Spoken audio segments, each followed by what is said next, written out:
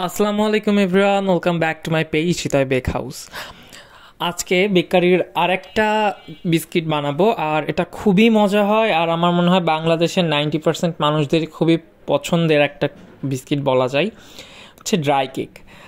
Cake তো মজা লাগে, আর ড্রাই কেক আরও বেশি মজা লাগে আমার কাছে।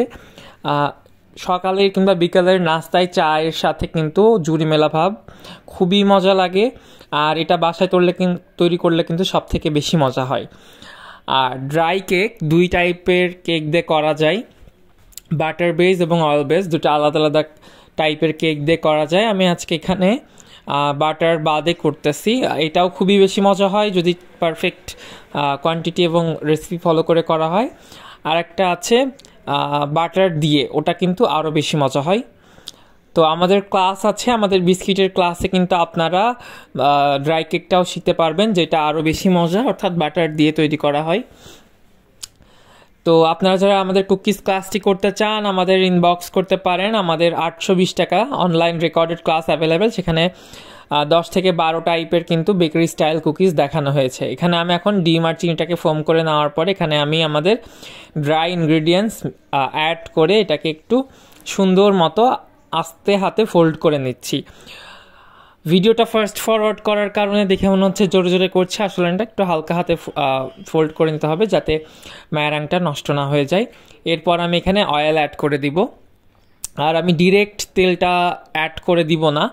আমি এখানে আগে একটু ব্যাটার তেলের মধ্যে দিয়ে তেলটাকে একটু ভালো করে ব্যাটারটা তেলের সাথে মিক্স করে দেন তারপরে অ্যাড করব। এর একটা কারণ হচ্ছে, আমরা ডিরেক্ট যদি তেলটা ব্যাটারে অ্যাড করে দিই তাহলে তেলটা মিক্স হইতে টাইম লাগবে, কারণ এটার কনসিস্টেন্সিটা আলাদা, ঠিক আছে। আর যদি আমরা ব্যাটারটা একটু আগে এরকম করে তেলের সাথে মিক্স করে নিই তাহলে দুইটার কনসিস্টেন্সিটা অনেকটা সিমিলার হয়ে যায়, তখন ইমালসিফাই হইতে একটু দ্রুত হয়ে যায় এবং ব্যাটারটা নষ্ট হয়ে যায় না। তো দেখেন আমি তেলটা অ্যাড করে দেওয়ার পরে এটাকে খুব ভালো মতো হালকা হাতে মিক্স করে নিচ্ছি। ব্যাটারটা আমাদের রেডি হয়ে গেছে। এবার আমি এখানে 8 ইঞ্চির একটা প্যান নিয়েছি, 8 ইঞ্চির প্যানে আমি ব্যাটারটা ঢেলে দিচ্ছি, দিয়ে এটাকে আমি 160 ডিগ্রি সেলসিয়াস তাপমাত্রা থেকে 25 থেকে 30 মিনিট মতো বেক করে নিব। বেক করে নিয়ে ঠান্ডা করে আমি এটাকে স্লাইস করে কেটে নিয়েছি। হ্যাঁ, এরকম আপনারা আরও চাইলে ছোট করতে পারেন, চাইলে বড় স্লাইসে কাটতে পারেন। স্লাইস করে কেটে এরকম আমি বেক করে নিব। আপনারা চাইলে আর একটু ছোটো সাইজ করতে পারেন, বাট আমি একটু বড় বড়ই করেছি। এবার আমি এটাকে দেখেন 150 ডিগ্রি সেলসিয়াস তাপমাত্রাতে এটাকে আই থিঙ্ক 15 মিনিট মতো বেক করেছি আমি, করে এটাকে ঠান্ডা করে এবার আমি এয়ারটাইট বক্সে করে রেখে দিচ্ছি। এটা অনেক মজা হয় আর অনেক দিন পর্যন্ত রাখা যায়। আল্লাহ হাফেজ। সবাই লাইক এবং কমেন্ট করবেন এবং অবশ্যই শেয়ার করবেন।